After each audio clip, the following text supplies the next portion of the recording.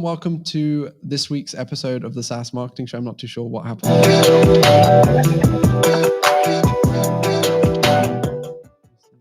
Hello everyone, welcome to this week's episode. Okay, so we had the audio playing like 3 times. I'm sorry about that. So welcome to this week's episode of the SaaS Marketing Show. I am joined today by Amar from ZenMaid, and we're going to be talking a little bit about their online event strategy, their online summit that they've been running, and how they use that to increase conversions by 50%. I'm going to bring Amar onto the screen in a couple seconds, but first of all, before we do that, it's typical when we run things live. Sometimes there are mistakes. I think it's because I had the YouTube window open at the same time, Amar. But yeah, hopefully everyone can hear us. You can see us. If you have any questions today and you are watching this live, go ahead and use the chat section or the comment section wherever you're watching to bring those in. We are live streaming today thanks to our partners, our sponsors, Restream. So a big thank you to them for making this happen. Usually with no slip ups, it was purely user error this time, which is hilarious. So let me bring on today's guest, which is Amar. So here we go, Amar. Thank you for jumping on with us today. Yeah, thanks for having me. I'm excited to do this live. Yeah, no worries. Dude, I was so confused as to what was happening. I was like, why does the intro keep playing? And it was because I had the YouTube window open on my other screen. So there we go. Yeah. Cool. Today we're going to talk all about you and the team at ZenMaid and what you've done with your online summits. So this is something that you've been running for, I know 2020 wasn't the first time you've done this. So I know this isn't purely a COVID pandemic play of like, oh shit, we need to run a summit because we don't know what else to do, right? So I'm keen to chat about that. Before we do, maybe we could just jump quickly into a little bit more about ZenMaid, kind of the stage that you're at right now, and you can just set the scene for anyone that is watching us live or tuning in later. Yeah, absolutely. So ZenMaid is a simple scheduling software for maid services. So it's in a very specific niche, the home cleaning niche. We only work with residential cleaners, which does not include obviously commercial or like Airbnb. So like true maid services.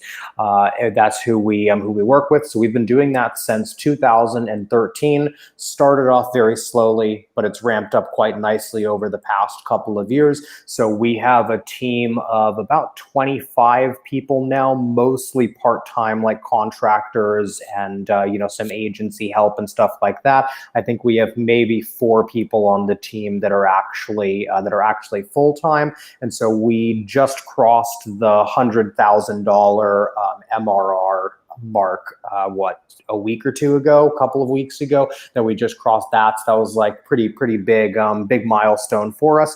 And like you were saying, the Maid Summit is something that this year will be our 3rd year running it, and that's played a big part in our growth in the past 3 years.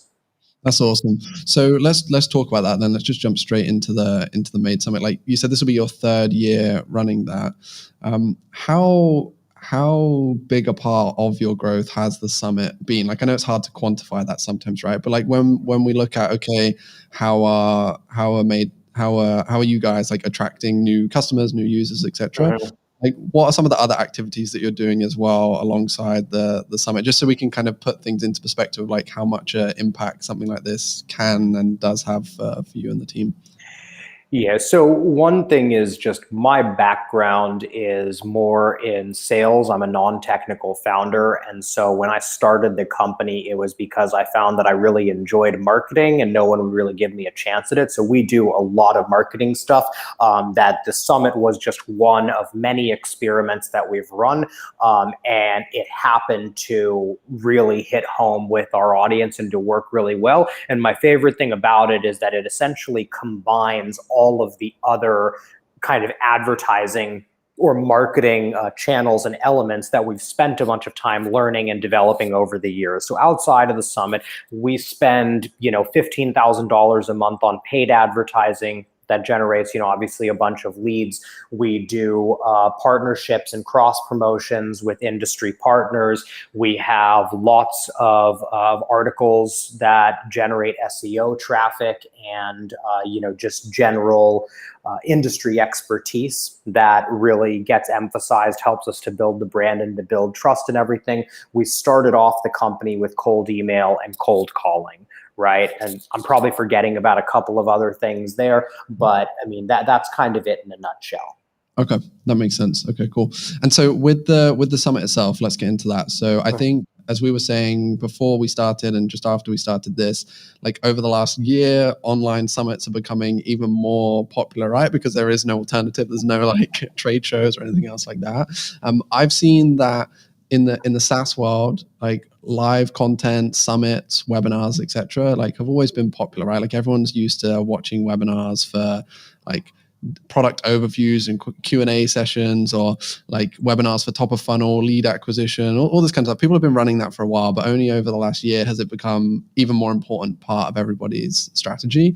Now, I think the majority of times when I see a company organizing an online summit or an online event, it usually looks to me as though they didn't really know what else to do. So they put together a webinar and called it a summit, or they tried to pull in a couple guests and they called it a summit, but often it's not actually that impactful for them as a business. Like I think there's a whole industry now, right, of like online events that's just boomed over the last year. So when you decided to start this 2.5, 3 years ago, whenever the first one was, because I know this year is the third one, like what's the process like? How do you decide, okay, what are we going to do to make this actually impactful for our audience, for us as a business? Like, I'd love to just find out a bit about that first, and then go into like some of the specific kind of things that you've done that have worked, maybe things that haven't worked with the summit, etc. Yeah, definitely. And that's a great question, because figuring out how to make it kind of unique and how to make it work was something that we have definitely been challenged by. And last year we actually made some adjustments compared to the first year that actually backfired on us, which we can talk about like in a moment. But what we essentially did is, so we don't do it live, that we just have too many problems. I mean, you saw like the very beginning of this call, right? Of like the intro playing twice. Like each year we have between 40 and 50. This year might be as many as 60 speakers on the summit. It would be completely impossible. Like it would just be just horrible to try to do that live. So for us, it really is a series of webinars. And so the big thing that we did was, if you're only doing one webinar, then you're not likely going to attract that many people, particularly when, they probably don't need help with that specific thing. And so what we did was we made it so that any maid service owner could look through the entire summit. And we specifically told them, don't try to watch all of the talks. Don't even try to watch most of the talks. It's out of the 45 talks, our focus, and we've asked the speakers to really focus on actionable content, right? The goal is that every one of these talks, you can watch it and you can walk away from the talk with something to actually do in your maid service to run a better business today, tomorrow, and going into the future. And so we tried to get people to really focus on which talks are going to have the biggest impact on your business right now, and focus just on watching those and not on trying to do this fire hose approach where you just take in like every single thing. And then the other thing that we did is we made the speakers much more available during the week of the summit. So they're all very active in our Facebook group. So that's actually something that I forgot to mention in terms of marketing that we're already doing, is we have a very engaged community on Facebook. And so what happened was we essentially ran pre-recorded webinars at specific times. We can talk about kind of the monetization after and all of that stuff. But we took all of the speakers and we asked them to be present in the Facebook group. And for each talk, we posted a thread, and then folks could come in and could ask questions, and I would come in and answer, or the actual speakers would come in and answer. And so it was kind of asynchronous access to all of the speakers was a big part of kind of the offering that we made. Got it. That makes sense. Yeah, that's really cool. I think that's I wanted to figure that out too. It's like, okay, how much of this is live and pre-recorded or what? Because I think that's the challenge sometimes, right? With like pre-recorded things or webinars, it's like, okay, you can watch them, but then if you have questions and you can't ask, or you can ask them, but no one's going to answer them, it kind of like destroys the benefit of these things, right? So that makes sense. That was one of the things I wanted to know. Is like, did you have something else set up where people can engage with speakers, ask questions, stuff like that? So that's really cool. Okay. And tell me a bit more about, like, I know, so you touched on the Facebook community being a big part of this as well. I know that you and the team, this wasn't like a free summit, right? Like people were paying to be part of this too. So I want to find out like how, not the revenue that was like done as a result of the summit or anything like that, but like how much of this was, okay, in the back of your mind, or when running something like this, that the people that you're attracting to this summit, they're like the ideal customer for your service, right? But you don't need to push your software, you don't need to push it on them throughout the summit. Like, how did you find that balance of, okay, we're charging for this summit, we're going to make it a really valuable piece of content in itself, but then I know that also some other founders or people in SaaS teams will be like, oh, but we need to make sure it converts to this number of trials immediately or this number of registrations. Like, how did you find that balance within the business? I guess it's maybe a little bit easier with it being like your business and you being involved, right? But tell me about the kind of planning and strategy around that, because I think that's important to touch on. Yeah, exactly. I'm very blessed because I'm like the lead marketer in the company and I'm the CEO. So I'm my own boss, like as the CMO, and that makes things a lot easier. That this is probably not going to be a very helpful answer, to be completely honest, but I very much ignore those sorts of things. That when I presented this to the team, I was like, look, guys, if we ran this only for our customers, so we didn't sign up a single new person, but it helped our customers to be more success, this will be a success, right? And so one thing is, so we do the entire event for free, that we just more trust. Well, so one thing here is, I feel like this really comes down to knowing your industry or knowing your niche. For us, we are just so specific in our language and everything that's presented there that it's obvious that everyone that's going to sign up for this is going to be a maid service owner, right? Like, it just wouldn't be relevant if you were a lawn care owner, like, someone that's working with, who has a green pal who you interviewed like the other day or whatever.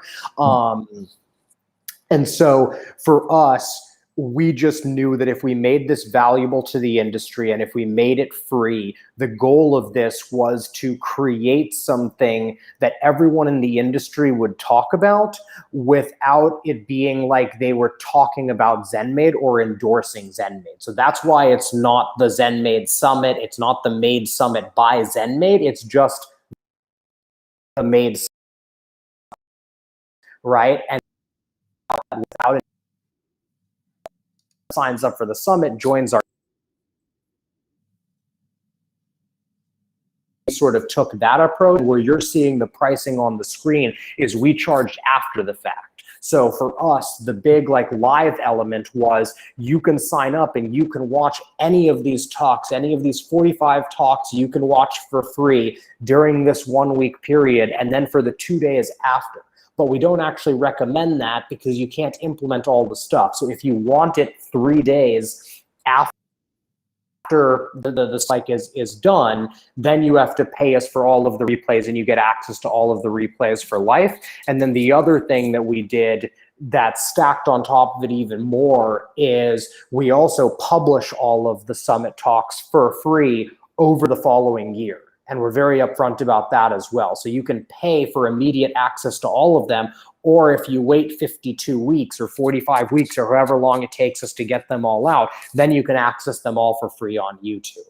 And so that was essentially how we gave it for free. We got the big marketing angle. We converted a bunch of those people into software users like after the summit. But then we also made, I think it was $7,000 the first year and maybe $10,000 like last year that we made from actually running the thing.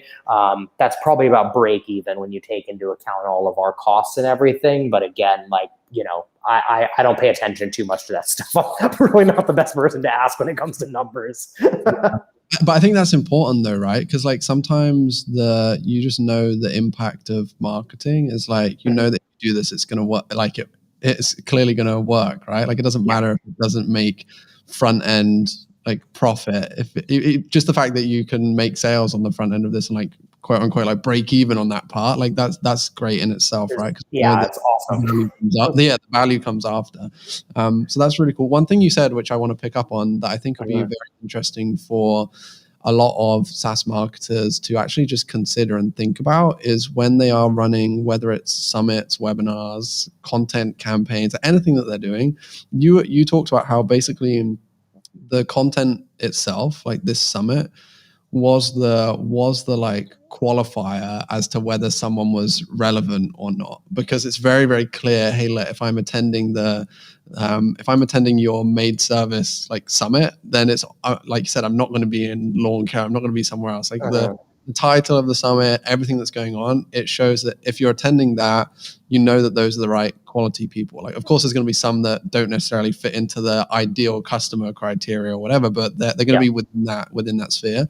And I think that's something that people should maybe consider a little bit more with any of their piece of content they're putting out, events they're running, anything else. It's like, you don't always need this like super long, complex sign up form to qualify people and all this like complicated stuff in the back end for lead scoring and everything else. Like, just think about how the content itself can be the qualifier, because I think that is often overlooked and people don't talk about that too much. Yeah.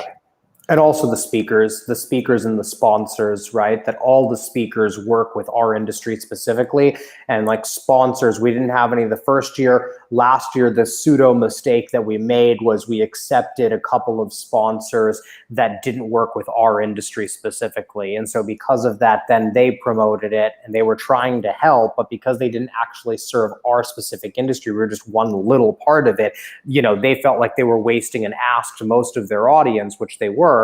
And then some of those people actually signed up and would then like complain of like, oh, next year you guys should do lawn care stuff. And it's like, well, we don't help lawn care companies, right? Like, maybe you're right, but that's not the business that I want to get into. And so, yeah, there's a couple different ways that you can qualify people without actually asking them or kind of like excluding them. There's other ways to filter people to your target audience. Yeah, for sure. Okay. And so talk to us about the kind of promotion of this summit and event a little bit too. So I know that you said you have a big or a well-engaged like Facebook community that you've leveraged for a long time now.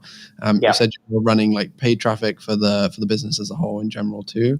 Like, were those the two kind of core sources of registrations for this event, or is there anything else like cool that you were playing around with too? Like, obviously there's sponsors and the speakers promoting to their audience and everything else, but is there anything else cool that you kind of experimented with that either did work, didn't work for driving more people to sign up for this thing? Yeah, so this is one of the reasons.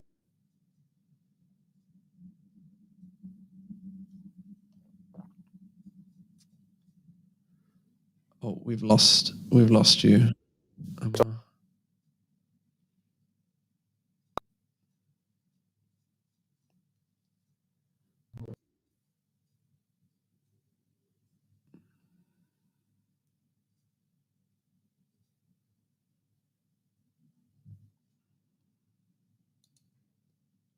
Okay, I'm just going to, Amar, I've just pulled you down from the stream for a second. So if you come back once your internet has figured itself out, please let me know. I should be able to see you in the box. So I'm just going to pull Amar down for a second and jump in here. For anyone who is watching us live right now, these are the things, right, sometimes that can go wrong when we are going live. If you have any questions for Amar so far about his approach for running this online summit, please start to bring them in the comments now. Amar, I think I may see you back. Let's just try and bring you back on the screen. Are you there? Can you hear us?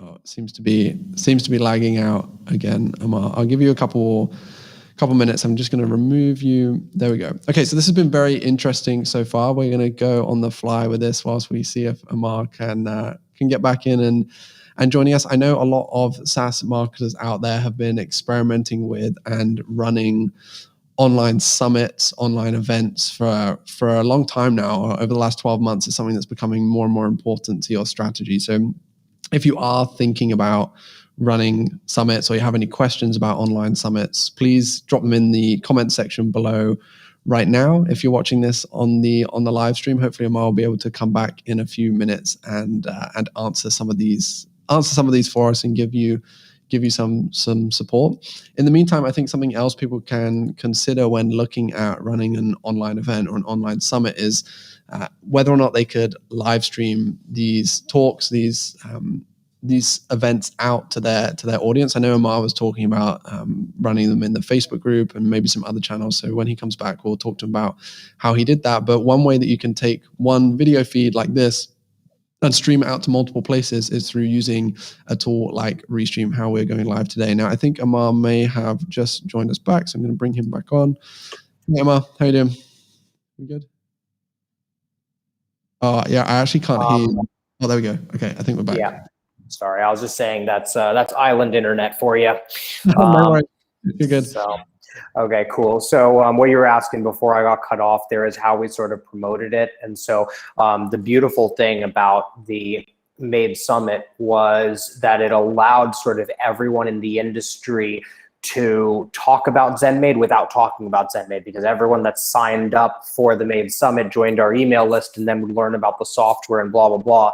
And so one of the reasons that we did this was because we felt like if we ran it and then just plugged it into all of our normal marketing channels, that it would just inject some, some new blood, right? Some new copy into everything. And so we pretty much ran it through everything that we typically do with promoting the software. So the first thing is we had a big email list already that really helped to get it out there. And of course, that feels very much like cheat mode, because you email it out to your list, and then of course your list shares it, and then you begin to see it on other platforms and everything without you having to do as much. But we still did all of like the work there. So when we found all of the speakers, we already had good relationships with all the speakers, but we asked them to email their lists as well. And then we also asked them to promote in their Facebook groups, or for permission for us to promote in their Facebook groups for them, right? So then we got to plug into a bunch of other people's audiences about like their actual talks. And of course, if I post in one of the consultants groups going, hey guys, sign up for ZenMaid, maybe some people will sign up, but chances are like it's not the right time, all of that stuff. If instead I go, hey, the admin of this group is giving, an awesome talk on XYZ, click here to register, then you get way more people from that group that are going to be interested like in doing that. So we had our community, which really helped to push everything out. Then we had everyone else's community. We had their email lists. We had our email lists. We got a very, very good lead acquisition cost through paid advertising as well, just running paid ads and whatnot. And then we even took the time that we had a team member that went through and like DM'd everyone on Instagram that was following us, right? And just DM'd every Maid service, just going, hey, are you attending the Maid Summit? And that surprisingly worked quite well as well. But our general philosophy with everything marketing that we do is we just try to be everywhere. And so that's kind of what we were trying to do there, is we just wanted to make it seem like anywhere that you looked, for about a 2-week period, all that people were talking about was the Maid Summit. And that was very effective for us both years. That's awesome. And then I know that you talked earlier a little bit about how you then like drip feed out each of the talks across the year, across like your YouTube channel and elsewhere. Does the Maid Summit essentially just build your content for the like 12 months ahead? Is that one of the other reasons why you or like sub reasons why you set this up, right? Is because it makes content creation a lot easier too? Yeah, exactly. That was kind of an added benefit that I hadn't really taken into account. Like I kind of knew that we were going to do that and that we were going to repurpose everything. But honestly, it's pretty magical at this point, because we've got a decent sized team. So I'm not doing too much of the work on a day-to-day basis anymore. And for us to be able to publish a brand new article every single week and a new video on our YouTube, and it automatically goes out to all of our channels to promote it is pretty magical. And you combine that with a weekly newsletter that announces that video and article, and then plus some of our other content, and it very much feels like we don't have to think about this all that much, that we have 3 people that essentially make that entire process happen without any direction from me on a weekly basis. And so yeah, that's been massive for us as well. That's awesome. Yeah, I love that. Okay, so if someone watching this or listening to this was thinking about launching their own online summit for their SaaS business, what would be like one thing that you would tell them to absolutely avoid, like a mistake that you made when you were running yours? Oh, mistake that we made when running ours. That's a good question.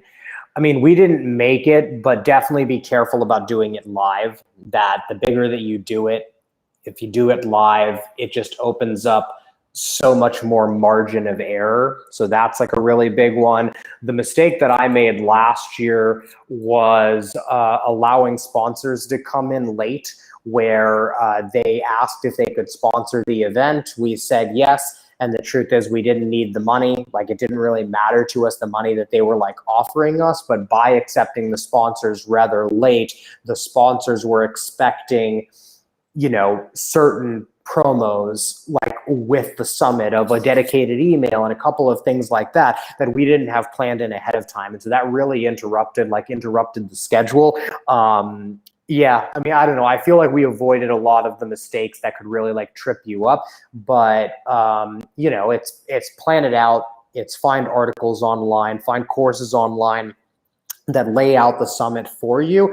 And then like, you don't need to reinvent the wheel. You only really need to reinvent a couple pieces of it to make it unique and to make it yours. But a lot of the stuff is pretty straightforward if you're following a good model. That's cool. And I guess now people could kind of look at what you and the team have done with your summits too, for like a good model to follow and take a look at from the perspective of actually like making this summit happen in the back end. Like, I know that you talked about how all the talks were like pre-recorded, they weren't going out live, like you just touched on. Like, how did you actually, like, you said you were putting the talks in a Facebook group, right? Or was there other places like what actually brought everything together to make that happen? Were you getting the speakers to record the videos, send them to you, you were then running them in the group, or was there like a platform that you were using to run things, or what was the kind of we used a tool called Hey Summit that organizes the entire thing. And so we essentially would upload all of the videos unlisted to YouTube, and then would plug that link into the Hey Summit platform, and then at a specific time, those videos would begin playing and everything. We wouldn't have done the summit if we didn't have access to a technology like that. It was just too big of an undertaking for like uncertain results. So when we found that software, that was the reason. That's what finally got us to do it, because I'd been looking at online summits since 2015. And so, yeah, in terms of like the process before that though, all of the summit speakers will record their videos and will send them to us ahead of time. And then we have our video editor that will go through them, that will add like a countdown to the beginning. We'll add a couple, you know, pop-up panels throughout the video, and then we'll like check the end and all of that. And we do some quality control and all of that stuff. Actually, that brings me to one thing, is if you're going to do pre-recorded videos, make sure that you are very clear on what's acceptable and what's not. That my wife was the video editor for the first summit that we did, and she wanted to murder me and a couple of the speakers, because some people sent over like a PowerPoint recording. Apparently you can record a presentation in the actual PowerPoint software, which we didn't know. And it was a huge nightmare. It was like slide by slide. It would show the slide, and then they'd have the audio in this just really weird format. And she must have spent hours trying to get that to work. And so last year when we did it, it was like for everyone, it was you use Zoom or you use Loom, and you upload it into this folder. It has to be in this file format. And if it's not like this, like on this day, then we can't run your talk, because we actually ran into that. I mean, that PowerPoint one was the worst of the bunch, but we had quite a few problems like that the first year, which were very, very frustrating. Yeah, I can imagine. That makes a ton of sense. So like having firm kind of guidelines in place, because I know that some people, even though if they're like industry figures or whatever, like they're still not used to, a lot of people don't do like video content and stuff like that either, Exactly. right? Having some guidelines for them would help a ton. So I can see that, because I've been involved in a couple of summits before too, and like you see the variety of quality that people put together is like wildly different, right? Depending on how much they've done that kind of stuff before. Yeah. Okay, that's really cool. Is there anything else that you wanted to share that's like you did with this summit or are doing with the summit that has really supported you guys a lot? That's been like, hey, this has been a great impact that we either didn't think about, or this is one thing that we tried that's worked really well. Because I think in general overall it's super clear, like the approach that you've taken, how you identify the how the summit's going to work, the speakers, how we run it, etc. Like that's really clear. And I think the thing with online summits, in my opinion, is that I think the playbook, like many marketing things, is very easy to access. It's very clear to see how to make these things work. But I think most people kind of try and like skip the core necessary steps and run it like 50% pace, and then it doesn't work out for them. Like in my mind, with an online summit or any live event or anything you're doing, is like if you can clearly identify, okay, we know who our target customer is. Let's put together something that's going to help them. Let's bring in a load of great speakers. Let's make sure we're not just like constantly spamming our product throughout this whole event. Let's actually just focus on the value. Then we use it to create the content, and for all our follow-ups and everything like that is going to have a positive impact. And I think that's maybe a mistake that people make, though, is they just try and like speed through it. Because clearly from what you've said, it's going to take dedicated resource as well, or like a number of people. You can't just like throw this together, because it won't be what you expect it to be. But is there anything else that we maybe miss or that you've done that you think is really cool that would help some other people out? I think our monetization strategy, I definitely think, is something that a lot more people could do, of giving it away for free so that you get as many leads as humanly possible during that hype cycle, and then charging for it after. I think that's something I haven't seen anyone else doing that. And I think that's a really, really good thing. But one thing that I don't think that we've touched on in this conversation that I think is worth pointing out is so two things really. So before we ran our first summit, we changed to usage-based pricing. So we're now in a position where the more successful that our customers are, the more successful that we are as a company. And we're quickly closing in on that kind of magical point where we can actually continue making more money by simply helping our current customers grow, even taking into account the customers that churn, right? And so with that in mind, that's what kind of turned the Maid Summit into a no-lose proposition for us. Was even if we didn't get a single customer out of it, we knew that if this helped our 500 clients at the time to add, if half of them were to add one more employee, right, that they would be paying us, $2,000 more per month in perpetuity, right? And so one thing that we do think about with all of our marketing that would be helpful for anyone that's thinking about this is think about how you can make it insanely valuable to essentially three sets of people. So the obvious one is you want to make it valuable to people that aren't using your product, but you want to use your product. And that's what most people think about when they're planning something like this, is they're all about what can I do to sell those people my software. But what we found is really helpful is to take into account, how do we make this valuable to someone that's already paying ZenMaid and isn't going to pay us any more money? And then from a marketing perspective, it's how do we get someone that is never going to use ZenMaid, that maybe, I don't know, doesn't like me personally or something along those lines and is never going to sign up for ZenMaid? How do we make this event so insanely valuable that even that person will sigh and enter their email and will sign up? And if you go into it with that mentality, I think that really will guarantee success, even if success doesn't show up maybe in your metrics the way that you want it to, right? Or the way that you expect it to.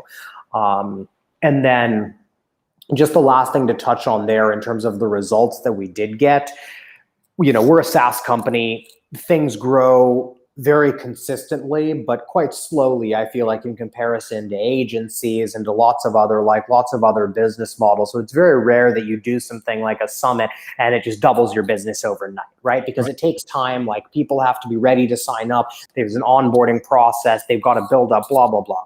What was interesting for us was that we saw every significant funnel metric across the board improve for us. And so we saw more signups after running the summit, which makes sense. We generated a bunch more leads. But interestingly, we saw more of those leads, like by percentage, a higher percentage of people that trialed ended up signing up for the software. A higher percentage ended up like activating on the software. A lower percentage churned. And we saw the churn percentage go down significantly for the following 6 months, I think, that you could see a direct impact on that. And then when it, like, quote unquote, stabilized, our churn stabilized at a lower churn rate than we were experiencing prior to the summit, right? And then, of course, it completely took our relationship with a bunch of people within the industry to the next level. Right. So then when we did it the following year, we had a bunch of people that were reaching out to us throughout the year because they wanted to be speakers on the next year's summit. And so in a lot of ways, doing the summit has made our lives easier in ways that we couldn't really imagine prior to that. So it's had a lot of both tangible and trackable benefits, but it's also had a lot of intangible benefits that just like I said, they make our lives so much easier. Yeah, and in theory, when you think about it, it makes total sense though, right? Because it's like, think about all of the SaaS products out there that, for example, if you look at let's say Drift or HubSpot or some of these other big players, like there are alternative tools to those that are easier to use, better priced, more enjoyable to work with in many cases. But Drift and HubSpot and these other big brands, they've built brand and they've built that trust, right? And so that has an impact on, like, we did a podcast episode. He doesn't work there anymore, but a guy called Bill, who used to lead SEO and paid ads at Drift, and he was saying that his job was so much easier. His paid ads would convert at such a lower cost than anywhere else he'd been before, just because of the brand that they've built. And so it's kind of a similar thing. And it's even with me and my team so I have an agency, Hey Digital, where we work with SaaS companies, right? And it's like we don't do any outreach or any sales activities or anything like that, because we don't need to. Not to say that, hey, of course we could, you can always grow more and generate more leads and more sales or whatever if you want, but we're in a spot where we don't need to, just because of the podcast, the LinkedIn posts that we do, and our work that we share online. It's that when people have a call with me or with someone on my team, they trust us more already. And that ties into what you said about the summit and seeing that impact on your conversion numbers, on your churn numbers, and everything else. To me, it makes total sense. It's just sometimes when we're planning out different activities, most people, and even me, when I set something like this up, or maybe when you did, you maybe didn't necessarily think about that as one of the first things, because that's an impact kind of 4 steps down the line or down the road, right? But I think that's something that I want to encourage people to think about too. It's these, of course, it may be challenging if you're in a company that's got a ton of VCs checking everything that you're doing and need to see all of these metrics and everything else. But if you can find a CEO or a CMO that you're working with who they truly actually understand and believe in marketing, these activities just make so much sense. They may not have that direct impact, but when you look at the impact 6 months down the line, like you just said, on churn reduction, on trial conversion rate increasing, it's very clear that this brand play is so important, and people forget about that sometimes. Yeah, absolutely. It's great. Yeah, great way to summarize it. Yeah, that's awesome. Okay, this has been great. Thank you so much for joining me today, Amar, and coming on and sharing how you approach the summit that you I appreciate it. And I think we can wrap this up. Yeah, we'll wrap this up now. So thank you for joining me today, and thank you everyone for watching this. If you watched it live, for listening on the podcast app. I will see you all very, very soon. Thanks, Amar. Thanks for having me.